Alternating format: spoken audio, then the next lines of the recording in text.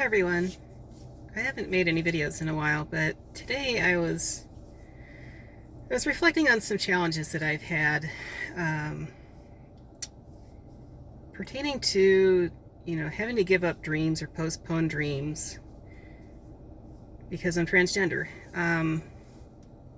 It's not a walk in the park. You face challenges that, I'd say most other people who are not transgender would ever have to deal with. The first was I was a student pilot. So back in 2018, I was a student pilot. I was working toward my private pilot's license, and I had about 30 hours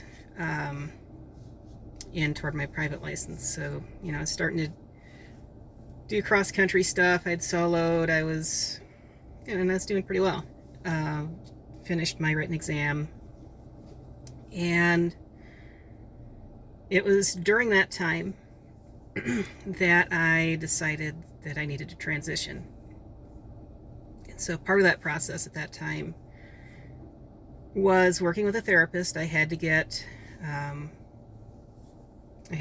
a diagnosis of gender dysphoria and an endorsement letter to start hormone treatment. So at the time, the FAA had some pretty strict regulations about gender dysphoria and hormone treatment, stuff like that, that made it very difficult for me to obtain medical clearance to continue training as a student pilot. And at the time, we made the decision that, well, it's hard to find anybody around here that would write me a clearance endorsement to continue training, because there used to be a medical examiner here, an FAA examiner here in my hometown, who like everybody went to for years and years and years, and then he retired. And so when I went to get my medical, it was this guy at an urgent care. And so he didn't know me, and so he did my medical, but this is before I went on hormone treatment. So when I went on hormone treatment, I had mentioned it to my flight instructor, and he had said, you may want to look into the regulations on that, because you may not be eligible to be training, especially as a solo student. So that was when I looked into it, and it turned out, I'm going to need all these extra steps, and I've got to get, endorsements from an examiner and all this stuff. So, the only guy local, he didn't feel comfortable doing that because he had no experience with transgender people. He says, I don't understand what these drugs do to people. I don't know, psychologically what the risks are, so I'm not going to sign you off.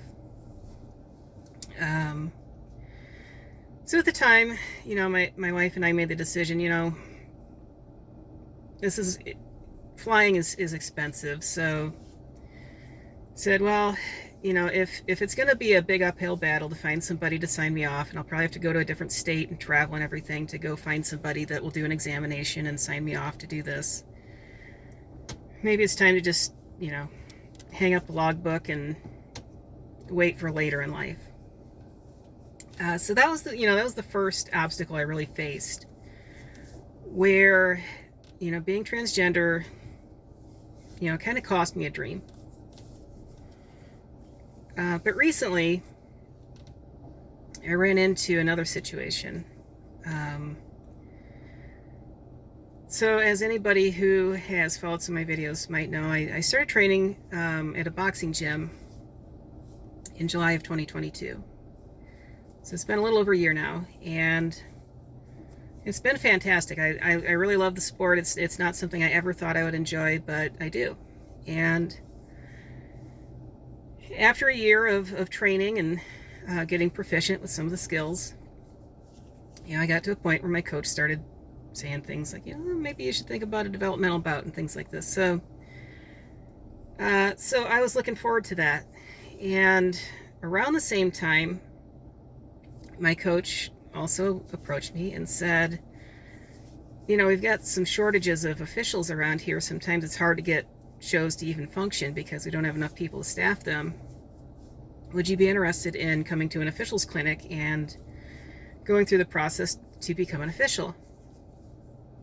And I said, yeah, you know, that sounds like a good thing. So I did an officials clinic, and I applied for an athlete membership and a non-athlete membership with USA Boxing. Athlete membership to compete as an athlete, and non-athlete to act as an official. So I got my physical done. I did the officials pathway training. I did the safe sport training. I did all the stuff you got to do. Submitted all the documentation for age verification, blah, blah, blah. And a little while later, I was getting ready to do my level 1 official exam to do level 1 official stuff with USA Boxing, and I got a window that popped up saying, you know, your account is still waiting for documentation. I thought, that's weird. I've submitted everything. It's been over a month. So I reached out to my coach, and I asked, you know, does it normally take this long? Like, this should have already been reviewed and approved and, you know, a done deal. And, you know, she's like, yeah, that is weird. So she reached out to USA Boxing and said, you know, hey, here's the situation. Can you guys look into this and find out what's going on with Katie's account? And what happened after that was one of the worst things that I've had to encounter so far in this journey. Is USA Boxing has a transgender athlete policy. And one of the requirements is that you have to be 4 years post-operative. And I'm only 2.5 years. So the lady she contacted, the director of membership for USA Boxing, responded back asking if I could verify that I meet all the requirements. I said, well, no, there's this one I can't meet. And she said, well, then you can't compete. You can't be an athlete. And I said, well, it only says that you can't compete in the female category. Can I compete in the male category? And I didn't think it was going to be a big deal. It's like, you know, if you don't want to let me compete as in the female category, then let me compete in the male category. Yeah, they weren't having it. They refused that. And then they went a step further, and they said, you know, we've decided that we have a new policy that's not written, it's not published, and it hasn't been approved by our board of directors, but we've decided that there's a new policy that non-athlete members also have to conform to this transgender athlete policy. And I was like, well, what does my gender identity have to do with working a glove table or being a timekeeper or something? Like, I don't get this. So the response I got was, sorry, you don't meet the policy. We're going to cancel both your athlete and non-athlete memberships and refund your money. And I tried several times. I sent several emails asking them, you know, can we please discuss this further? Can we try to find a solution that everybody can be happy with? You know, I put a year of my life into training, and I've done these exams and everything to be an official. Like, there's got to be a way to work this out. And USA Boxing wouldn't discuss it further. So that was super disappointing. You know, it really hurts to put a year of your life into a sport and, you know, get really passionate about it and have the sanctioning body, the primary sanctioning body for that sport, tell you, you know, we're sorry, but your kind isn't welcome here. Here's your money back. I guess what hurts the most for me, you know, you can come to me and you can say, well, we don't have a box that you fit in. That's fine. You know, just let's admit where the current state of things are. But to say that we're not willing to discuss it further, we don't want to seek a solution that everybody can be happy with. We don't have a box for you. Sorry. You're not part of this sport.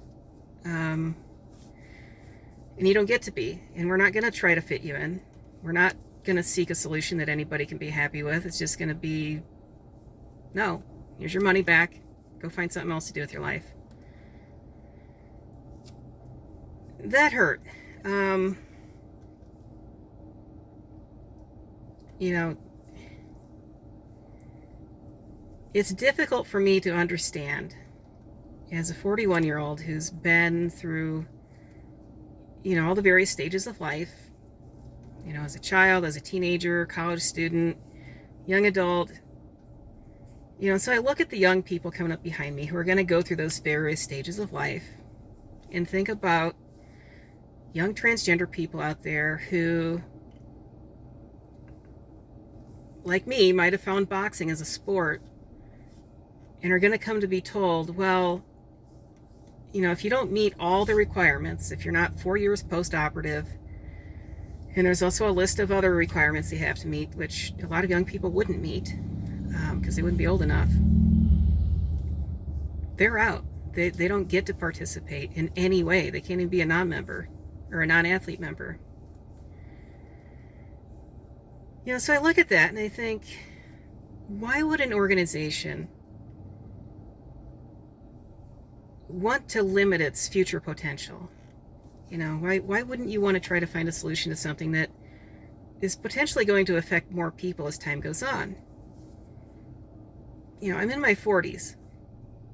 If you look at the generation coming up behind me, Gen Z, statistically there's more transgender people in that generation. It's not a huge number of people, but it's more than my generation, the millennial generation. Now would be the time to start thinking about solutions to this that people can be happy with, and the ways we can fit people into the sport that currently don't have a place. So I've talked to a few people. There's a pretty cool coach out in New York. So he coaches for, I think it's a gym called Gleason. His name is Nolan Hansen. And one of the things he does is pretty unique, is he has specifically a transgender boxing program that he does. And they meet in parks and all kinds of things. It's pretty cool. But, in a large metropolitan area like New York, there's enough transgender people that he's got classes that are just transgender people. I've also had some discussions with some other more well-known people in the boxing community. Not that Nolan isn't well-known, but some high-profile people whose names I don't want to mention without their consent. But there are people who want to see a place for people like myself, and I'm hoping we can get that to happen. On a more positive note, on the FAA side of things with flying, the FAR's changed in 2020. There was an update. Now in 2020, we were deep in the pandemic, and my wife was diagnosed with cancer and stuff, and so I wasn't even thinking about flying at that time, so I wasn't watching the FAA regulations. But there was an update in 2020 that at the 5-year mark on hormone treatment, you're cleared basically to fly. Unless there's something else going on and you can pass a regular physical, you're good to go. So as of May 2023, I hit the 5-year mark and I can start training again. And so I've been thinking about it, and maybe I will. It's just a matter of the right time, and do we have the money to do it and everything, because we got a family, and flying isn't cheap. So but at least there's light at the end of the tunnel as far as flying is concerned. Maybe I can still get my private license, but as of right now for boxing, I'm out. I can still train, I can still enjoy it as much as I can, but I can't compete, I can't officiate, I can't be involved in any real capacity. So that's a battle I'm going to have to continue fighting. I'm hoping USA Boxing will come to their senses and realize that this is in their best interest to try to work out a solution, rather than just, kick the can down the road and say, well, we don't want to deal with that. That sounds like too much of a headache, and who cares? You know, there aren't that many transgender people out there, so yeah. So hopefully they'll, you know, start thinking about the long term, and you know that for the sport of boxing, this would be a good thing. You know, to give people who don't have a place, and you know, I don't think that any organization has ever in the long term regretted being more inclusive. So anyway, that's my update. Hope everyone's doing great. So till next time, have a great week. Bye.